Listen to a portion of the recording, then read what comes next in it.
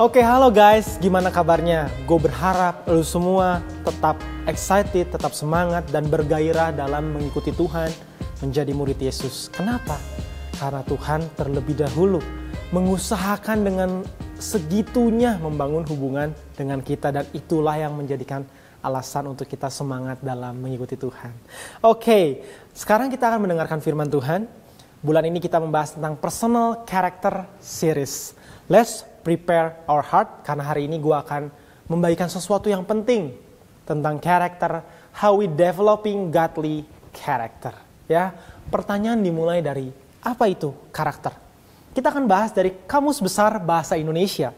Ya, karakter adalah tabiat, perbuatan yang selalu dilakukan. Ya, tabiat itu sifat-sifat kejiwaan, akhlak atau budi pekerti yang membedakan seseorang dengan yang lain. Jadi walaupun mungkin seseorang itu kembar dengan kembarannya, atau mungkin sama sekolahnya, sama orang tuanya, karakter itu yang membedakan. Dan watak itu sifat dasar dari manusia ya. Dan perhatikan baik yang saya tebeli warna kuning ini, yang membedakan seseorang dengan yang lain.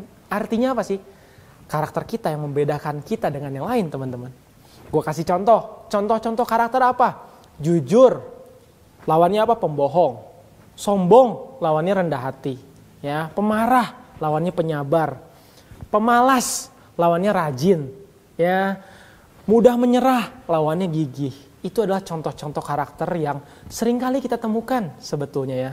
Nah, untuk lebih jelasnya lagi, gue pengen kita sama-sama melihat gambar dari gunung es berikut ini. Ya, dari gunung es berikut ini mungkin teman-teman bisa lihat yang di permukaan yang kita lihat itu sebetulnya adalah behavior atau results, perilaku, hasil-hasil, bagaimana di Instagram kita melihat, wow dia keren ya usahanya, wow dia keren ya ternyata tampilannya segalanya, ide-idenya, rilis bagaimana dia menggunakan waktu-waktu kosongnya, working hours atau kita mungkin waktu kita sekolah dan sebagainya. Tapi teman-teman bisa lihat di bawah ini, ada es sebetulnya yang lebih besar dan lebih luas di bawah permukaan, yang tidak terlihat sebetulnya dari kasat mata kalau kita melihat sebuah gunung es yang terlihat di atas permukaan. Teman-teman lihat sama-sama, di bawah ini apa aja sih? Ada emotions, ada habits, ada thoughts, ada values, ada beliefs, ada human needs, ada human nature, dan ada character. Ya, itulah human karakteristik yang di bawah. Dan karakter itu sesuatu yang tidak terlihat, tapi itu yang menentukan sebetulnya seberapa baik dan seberapa besar, seberapa kuat ya yang ada di atas permukaan yang terlihat. So, teman-teman, karakter itu sebetulnya seperti sebuah dasar ya, fondasi untuk menentukan seberapa tingginya bangunan. Akar yang kuat atau tidak kuat yang menentukan seberapa lebat, seberapa berbuah sebuah pohon. Ya, dan karakter itulah sebetulnya yang mendefinisikan siapa kita. Karakter is what defines me. Ya, teman-teman, how far you can go in this life is based on the issue of character. Ya, kenapa? Karena karakter yang baik itu akan menghasilkan sebuah trust. Karakter yang baik akan menghasilkan sebuah trust dari orang, dari lingkungan. Ya, karakter yang tidak baik akan sulit mendapat trust. Ya, contoh, karakter itu mendefinisikan orang. Saya kasih contoh teman-teman, gue kasih contoh. Kalau lu nanya gue, bagaimana pendapat Ko Alvin tentang salah satu tim Koko, sebut aja yang namanya Cigebi. Nah, gue bisa banyak cerita nih tentang Cigebi. Sorry Gap, lu diomongin. Nah, kalau lu tanya bagaimana Cigebi, gue akan bilang, ada banyak orang yang lebih kompeten dari dia. Ada banyak orang yang lebih skillful dari dia. Tapi, gue yakin tentang karakter dia, gue percaya dia. Kenapa? Karena dia menurut gue setia. Dia bertanggung jawab, dia rendah hati, dia mau belajar, dan dia, gue bisa bilang gini, serius dalam menjadi murid Yesus. Kenapa? Bukan karena dia terlalu vokal kalau lagi di lighters gathering, di lighters big group. No. Mungkin ada yang lebih vokal. Mungkin ada yang lebih pintar ngomong. Tapi dari hal-hal kecil yang tidak terlihat. Bagaimana ketika saya chatting, meminta sebuah tanggung jawab, dia serius mengerjakannya. Itulah yang mendefinisikan siapa dia di mata gua. Ya. So character is what defines you. Ya. Komitmennya tinggi juga. So teman-teman, orang yang berkarakter itulah yang bisa diajak jauh.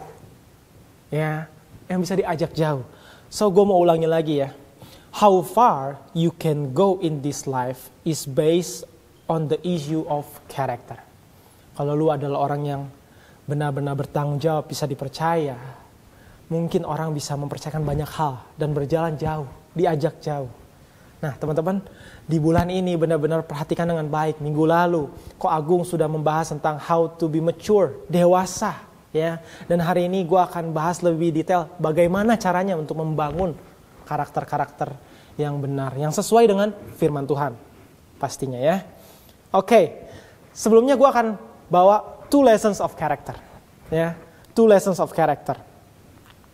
2 lessons of character. Yang pertama lagi nih, what you do when no one is looking. Apa yang lu lakukan ketika tidak ada orang yang di sekeliling lu. Tidak ada orang yang memperhatikan lu. Apa yang lu lakuin? Ya, firman Tuhan berkata di Mazmur 26 ayat yang kedua. Mazmur Daud berkata seperti ini.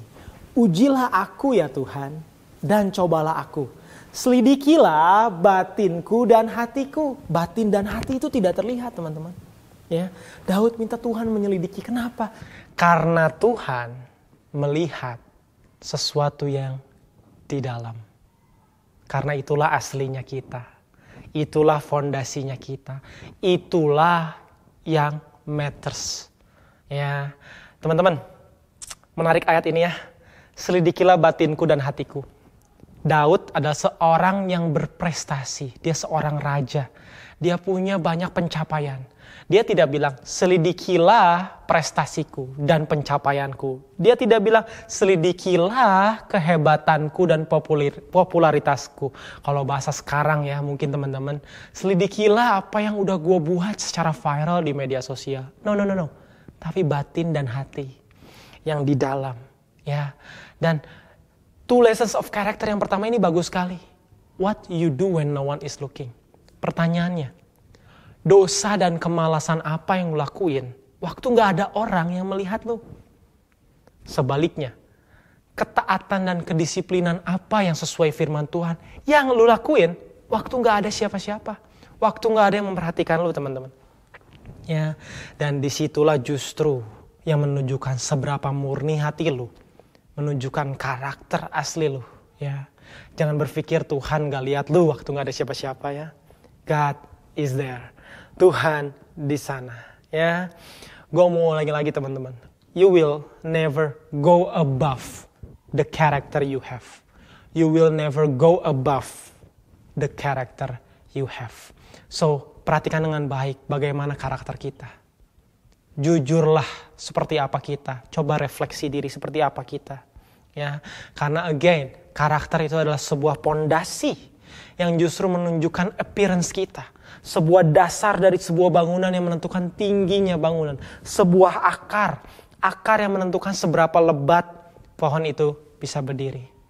Teman-teman, hari ini ada banyak platform yang memudahkan kita untuk ngebuat kita menutupi setiap karakter yang tidak baik. Contoh, di media sosial, kita bisa dengan mudahnya impress orang-orang di dunia maya dengan apa yang kita post. Yang kita udah prepare postingannya. Kita menutupi semua karakter-karakter buruk kita. Kenapa? Karena kita pengen terlihat baik. Hey, tapi ingat lesson of character yang pertama ini. What you do when no one is looking. Karena itulah sebetulnya karakter lu. Dan Tuhan melihat apa? Batin dan hati kita yang di dalam teman-teman. Ya, percuma kalau kita menutupinya setiap keserakahan kita misalnya. Setiap hal buruk kita, kemalasan kita di media sosial. Karena kenyataannya nanti ujungnya terlihat ketika orang misalnya dekat dengan kita. Bagaimana berapa orang yang tidak mempercayai kita.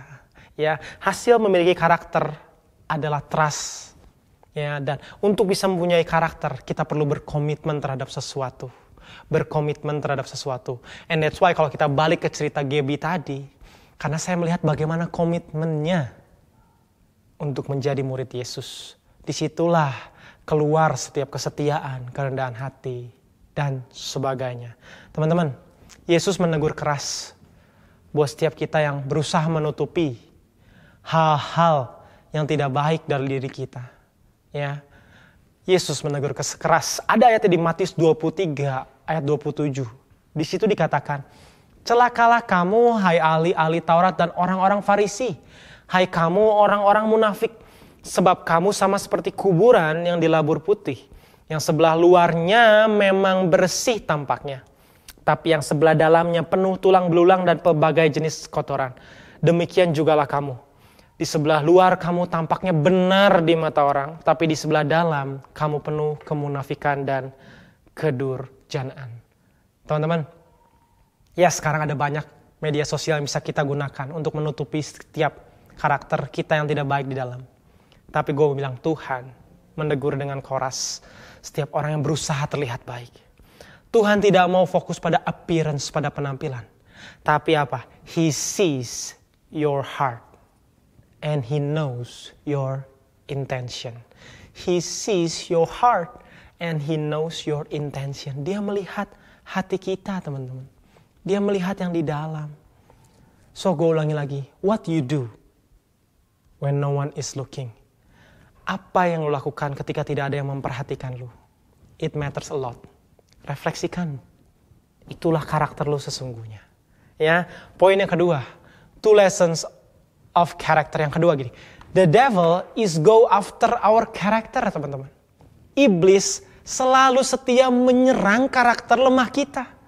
Tujuannya satu, supaya kita jauh dari Tuhan. Supaya kita tidak sesuai dengan firman Tuhan. Supaya kita hidup tidak dalam damai sejahtera dan sukacita yang Tuhan sediakan. Supaya kita hidup dalam terus insecurity menghantui kita. Ya, and perhatikan dengan baik. The devil is go after our character. Dan dia selalu mengerti karakter lemah kita. Lihat ayat di 1 Petrus 5 ayat ke-8. Berkata seperti ini, teman-teman. Sadarlah dan berjaga-jagalah lawanmu si iblis berjalan keliling sama seperti singa yang mengaum-ngaum dan mencari orang yang dapat ditelannya. Gue kasih contoh diri gue pribadi. Gue adalah tipe yang sungkan. Kenapa sungkan? Pas gue cek, gue adalah tipe yang penakut. Takut apa? Takut ditolak sama orang. Takut bagaimana orang tidak menyukai gue.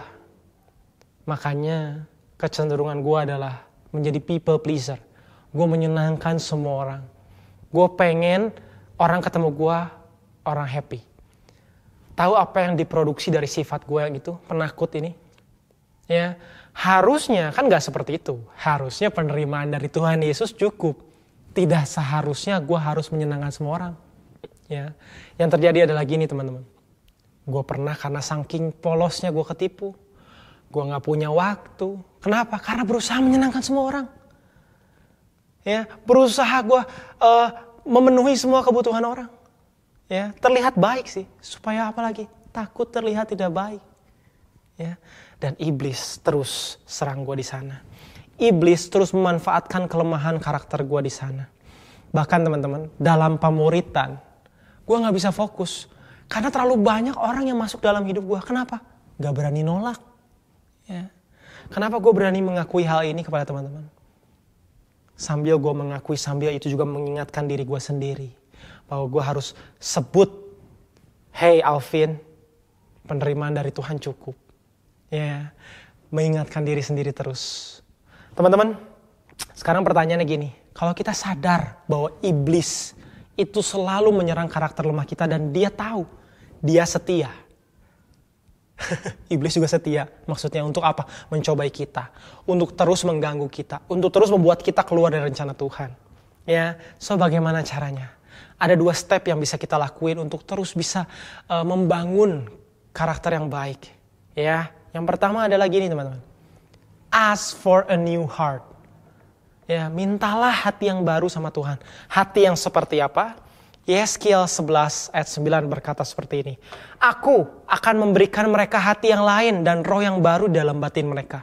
juga aku akan menjauhkan dari tubuh mereka hati yang keras dan memberikan mereka hati yang taat. Butuh hati yang baru dan taat. Untuk apa? Untuk memberikan ruangan bagi Tuhan bekerja. Mengunderkonstruksi, merubah dalaman kita. Berdoa, Tuhan, I need a new heart. Berikan aku hati yang baru, Tuhan. Supaya aku bisa dibentuk. Supaya aku bisa taat untuk membentuk diri ini sesuai apa yang Tuhan mau. Bekerjalah Tuhan. Nah, ayo doa seperti itu teman-teman. Berikan ruang bagi Tuhan. Untuk Tuhan bekerja. Ya, sehingga kita punya ketaatan ketika ada koreksi. Ketika ada yang tidak sesuai dengan firman Tuhan, kita mau berubah. Ya. Dan again teman-teman, gue mau bilang yes, iblis setia menggodai kita. Tapi ada kabar baik. Tuhan Yesus juga setia untuk mengejar kita, mengubah kita, sehingga kita seperti yang Tuhan mau. Bahkan gini teman-teman, Tuhan mati di kayu salib untuk mendapatkan kemenangan bagi kita. So kita sebetulnya sudah menang. Ya, sudah menang. Maka dari itu apa harus kita lakukan? Roma 13 ayat 14 berkata seperti ini teman-teman. Tetapi kenakanlah Tuhan Yesus Kristus sebagai perlengkapan senjata terang. Dan janganlah merawat tubuhmu untuk memuaskan keinginannya. Ya, kenakanlah Tuhan Yesus Kristus sebagai perlengkapan senjata terang. Teman-teman, gue mau bilang bahwa yes, there is a war within us. Ada peperangan yang terjadi dalam kita. Kita sadar kita punya karakter yang tidak baik. Kita pengen membangun karakter Kristus. Dan disitulah peperangan terjadi. Firman Tuhan di Roma berkata, kenakanlah Tuhan Yesus Kristus. Artinya apa? Ayo, ucapkan firman. Ya, ucapkan firman. Ucapkan firman sampai telinga kita mendengar bahwa kita menang. Ya, gue emang orang yang penakut. Contoh dalam kasus gue takut ditolak orang. Tapi hari ini gue mau bilang, Alvin, you are more than a winner. Kenapa? Karena penerimaan Tuhan cukup buat Alvin. Gue terus mengucapkan itu. Kenapa? I want to become a winner dalam peperangan yang terjadi di dalam diri gue sendiri. Ya, bangun karakter Kristus. Misalnya dalam diri kita ada yang ngomong, malas aja. No, aku mau rajin. Bohong aja. No, aku mau jujur. Cuek aja. No, aku mau penuh kasih. Berlagak kaya aja. No, aku mau sederhana dan apa adanya. Quit aja. No, aku mau setia pada proses. Mari sama-sama ucapkan ini di dalam diri kita sendiri. Mari kita winning the war within us. Menangkan peperangan yang terjadi dalam diri kita sendiri. Dan ayat berikutnya lebih bagus lagi. Janganlah merawat tubuhmu untuk memuaskan keinginannya. Tubuh kita selalu minta untuk kita dapat kenyamanan. Jangan. Mari kenakanlah Tuhan Yesus Kristus untuk kita membangun karakter Kristus. Ya, itu langkah yang pertama. Dan langkah yang kedua yang terakhir. Be watchful. Tetaplah waspada. Tetaplah waspada. Ayatnya berkata di Markus 14 ayat 38. Dalam proses kita winning the war within us, kita memenangkan peperangan yang terjadi di dalam kita. Ingat ayat firman Tuhan ini teman-teman. Berjaga-jagalah dan berdoalah. Supaya kamu jangan jatuh ke dalam pencobaan. Roh memang penurut, tapi daging lemah.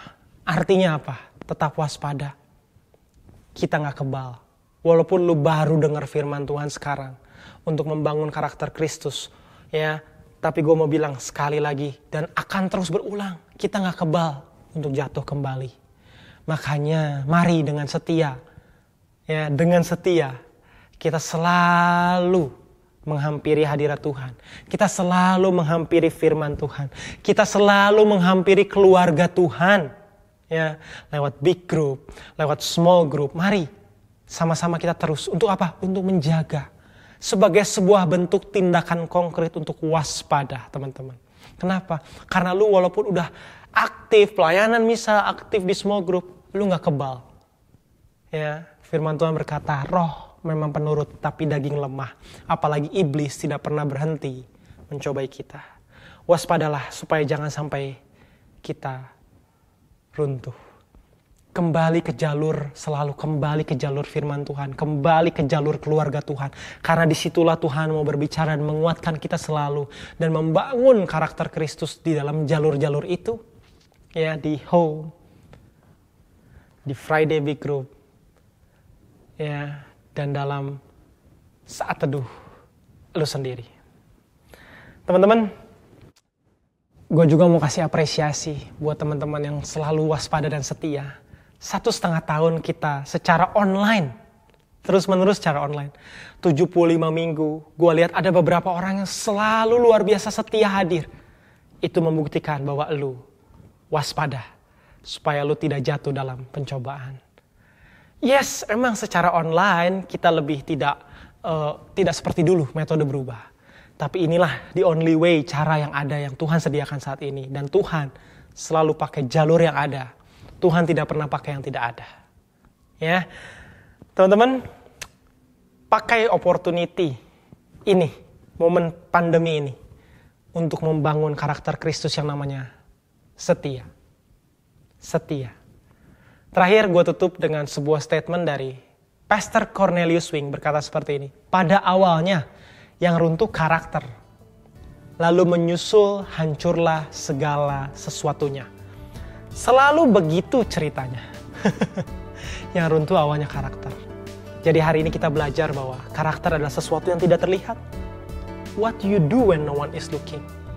Perhatikan dengan baik apa yang lo lakukan. Ya, ketaatan dan disiplin apa yang lo lakukan. Dosa dan kemalasan apa yang lo lakukan waktu gak ada yang melihat lo. Perhatikan dengan baik. Karena Tuhan melihat hatimu dan melihat motivasimu yang di dalam. Dan iblis selalu mengejar karakter lemah kita. Jaga-jagalah, sadarlah selalu. Ya, 2 poin caranya tadi. Yang pertama, minta ke Tuhan hati yang baru, hati yang taat, dan mengenakan Tuhan Yesus Kristus sebagai perlengkapan senjata terang, sehingga kita bisa winning the war within us, memenangkan peperangan yang terjadi di dalam kita sendiri. Yang terakhir, berjaga-jagalah, karena kita gak kebal. Gue berharap firman Tuhan ini membukakan sesuatu, sehingga kita bisa membangun sesuatu yang di dalam, yang Tuhan lihat yang di dalam. Jangan membangun sesuatu yang di luar, ya, tapi karakter. Karena seberapa jauh kita melangkah tergantung karakter kita. Mari kita berdoa. Tuhan, terima kasih buat firman-Mu yang boleh disampaikan. Berdoa buat setiap anak-anak, buat teman-teman semua yang mendengarkan firman Tuhan ini. Biar dalam firman ini ada kehidupan, ada aplikasi yang dilakukan, sehingga kami bisa membangun karakter Kristus di dalamnya. Kami gak mau Tuhan firman ini sekedar lewat. Biarlah firman ini jadi kehidupan. Terima kasih Tuhan, terima kasih. Terima kasih atas kebaikan-Mu. Terima kasih atas firman yang boleh disampaikan. Biar kami mengerti Tuhan. Terima kasih Tuhan, terima kasih. Dalam nama Yesus. Amin, amin, amin, amin. See you again. God bless you.